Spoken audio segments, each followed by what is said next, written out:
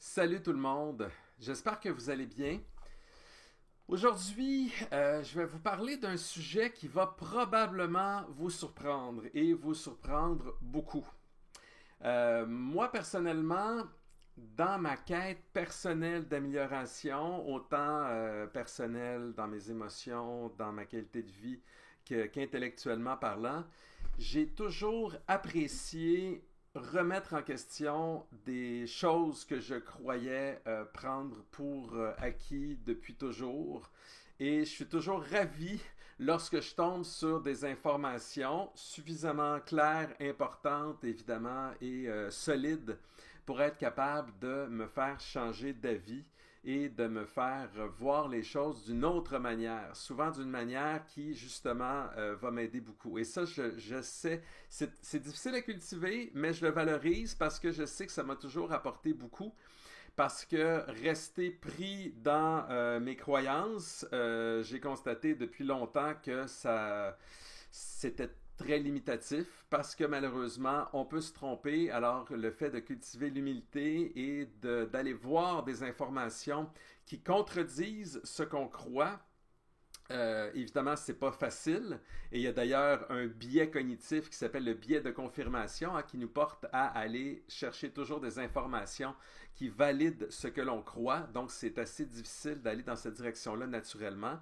Mais au détour d'une information ou d'une autre, on peut tomber sur des choses qui nous font nous remettre en question ce qu'on croit. C'est ce qui m'est arrivé quand moi-même j'ai appris ce que je vais vous partager. Ça m'a pas secoué, ça m'a fait du bien en fait. J'espère que ça va être la même chose pour vous, même si vous aurez probablement de la difficulté à me croire. Donc cette perspective-là, comme d'habitude, évidemment, puisque je l'ai apprise, je vous la partage, je ne l'ai pas inventée. C'est la perspective de la thérapie ACT, ACT en anglais, qui veut dire en anglais Acceptation and Commitment Therapy, ou en français donc la thérapie d'acceptation et d'engagement, qui est une thérapie cognitivo-comportementale dite de troisième vague. Donc, ce sont les nouveaux développements de la thérapie cognitive, si l'on peut dire, qui suivent toujours la recherche et la pratique qui avancent toujours dans le domaine. Et là, donc, ce que je vais vous partager, ce sont un peu les prémices de cette thérapie-là. Prémices qui nous permettent de voir les choses complètement différemment. Là, vous allez voir le titre de la vidéo. Nos pensées et nos émotions négatives, donc ce qu'on associe à de la souffrance, ça, c'est positif. Oh, ok, c'est encore très contre-intuitif. Alors, comment est-ce qu'on peut voir ça de cette manière-là, justement? Parce que ça semble pas être une évidence. Alors, pour ce faire, je vais vous partager un petit peu d'histoire de l'humanité à travers l'évolution, la manière dont notre cerveau s'est développé. Il y a donc les recherches pour l'instant dateraient peut-être plus ou moins notre espèce. Évidemment, ça, c'est pas final, mais d'au moins 300 000 ans. Donc, ça fait longtemps que l'Homo sapiens existe sur la Terre. Et si on prend même moi, je suis pas un anthropologue, je suis pas un spécialiste du sujet, donc ce que je vous dis là, c'est approximatif. C'est pas ce qui est le plus important, c'est les conclusions générales qu'on peut en tirer. Donc, si on établit les premières civilisations là, depuis les anciens, je sais pas, les anciens, les Sumériens, Acadiens, Égyptiens, disons qu'on met là les premières civilisations autour il y a 10 000 ans.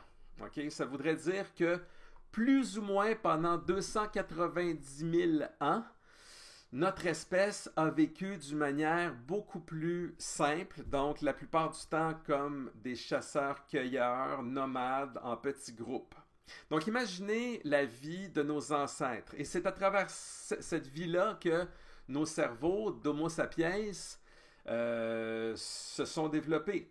Donc, dans quel contexte c'était? Alors, imaginez des petits groupes, des petits clans qui se déplacent, qui sont confrontés à la disette, parce que si on ne tombe pas sur de la nourriture, évidemment, on peut avoir faim et pendant longtemps, à la maladie. Hein, il n'y avait pas de système de santé à l'époque et il pouvait y avoir des blessures, même une fracture. Évidemment, ils ne savaient pas comment traiter une fracture, donc ça pouvait handicaper pour le reste de leur vie des gens qui avaient une fracture de la jambe, par exemple. Ça menaçait leur vie carrément. La compétition des autres clans, les bêtes sauvages qui menaçaient leur vie, la météo, les conditions climatiques difficiles. Hein, il n'y avait pas des maisons chauffées comme nous avons aujourd'hui. Donc, les conditions étaient extrêmement difficiles. C'est pas pour rien que l'espérance de vie, elle était loin d'être aussi longue que celle que nous avons aujourd'hui.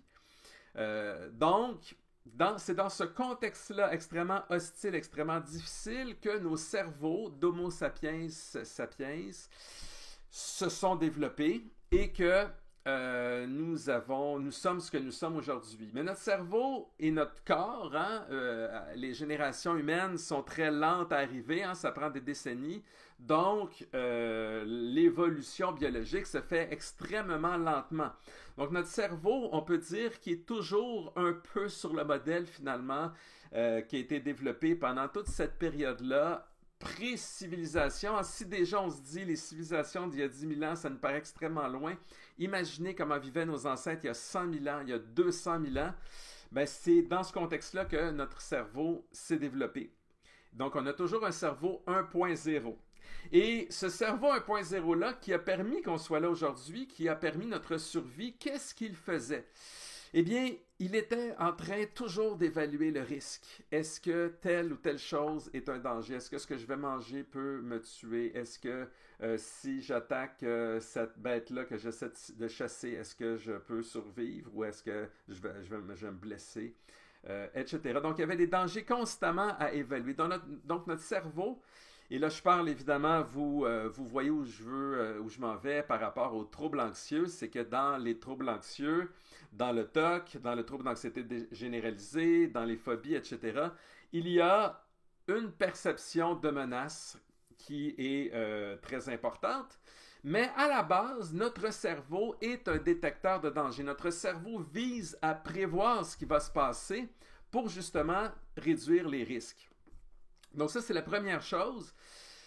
La deuxième chose, c'est que rapportons-nous encore à cette époque-là où on vivait il y a des centaines de milliers d'années en petits groupes. Ben, si on faisait des choses qui déplaisaient au groupe au point de nous faire exclure, ben, ça voulait dire une mort à peu près certaine.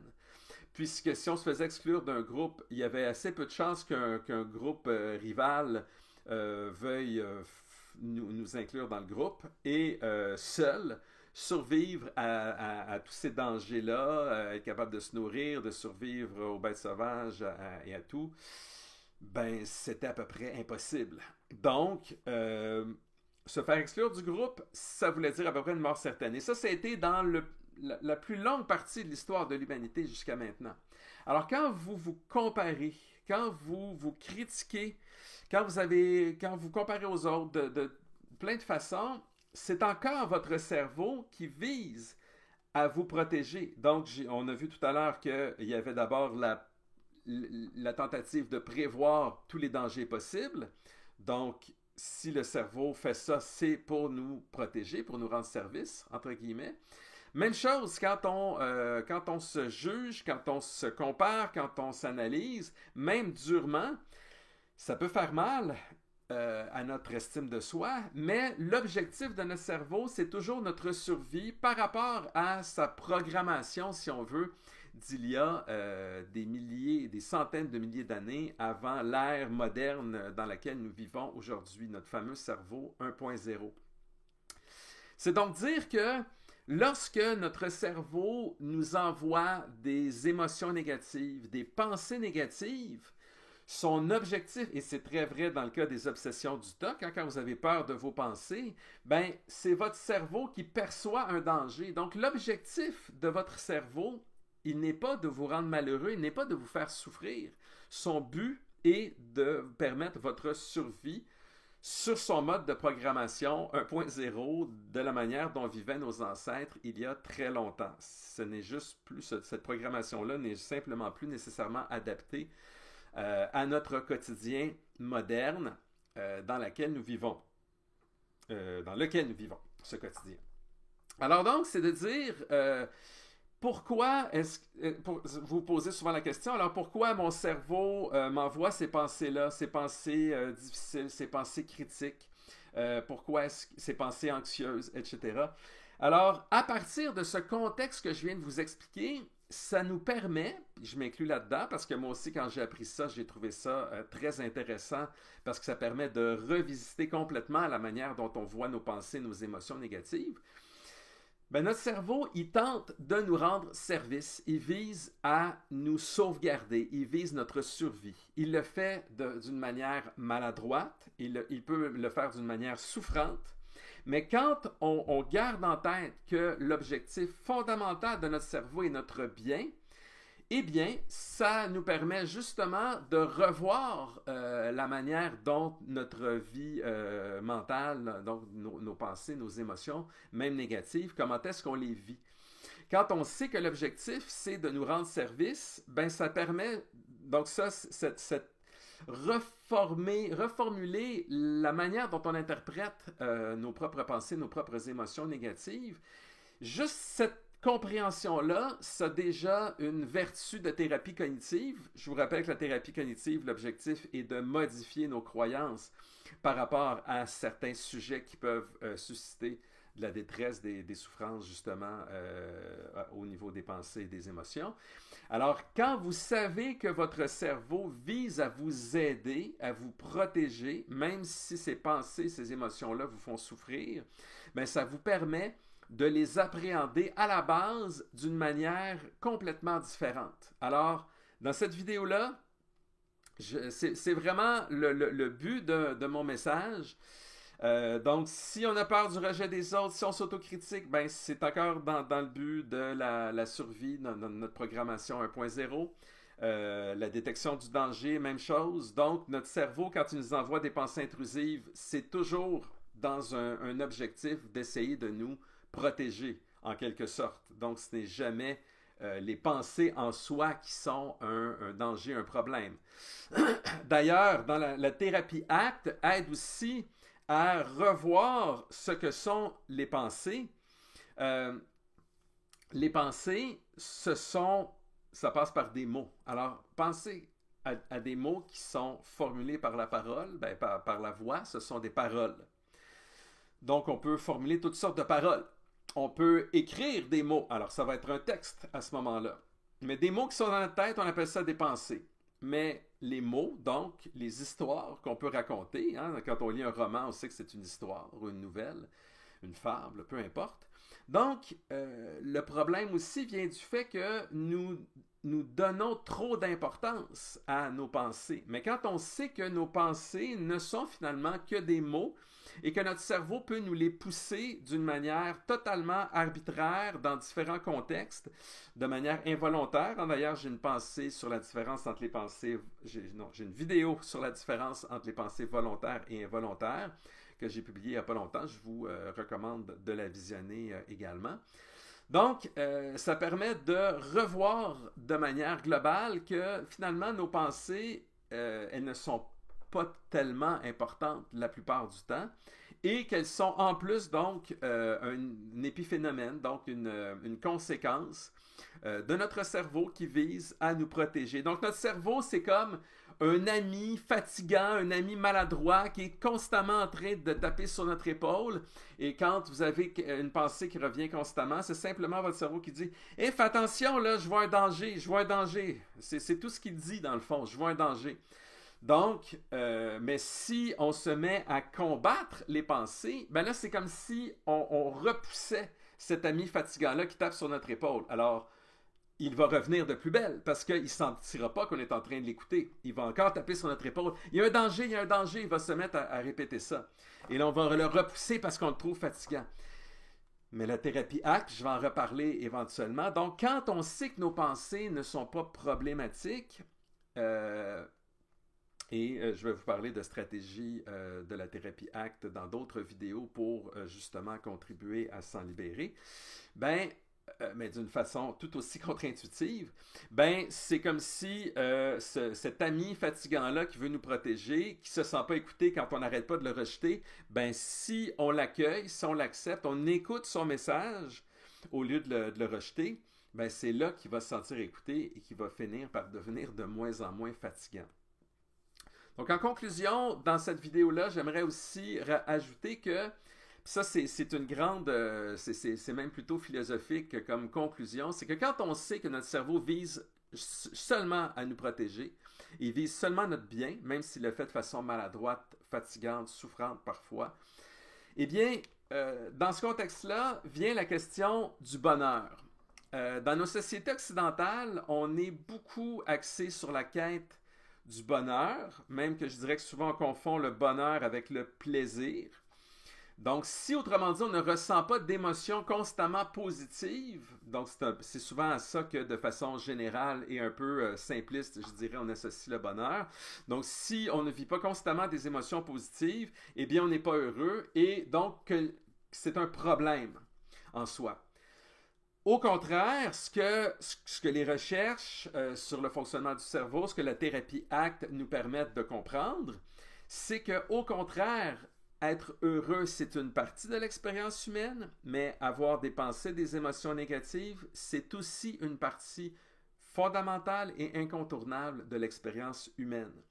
Les façons de composer avec ces pensées et ces émotions négatives-là, c'est ça la clé, c'est ça la différence. C'est ça qui va faire qu'on va souffrir davantage ou qu'on va simplement accepter de façon saine cette dimension normale de l'existence humaine qui implique que nous ne puissions pas, et je pèse mes mots, nous ne pouvons pas être toujours heureux. C'est normal.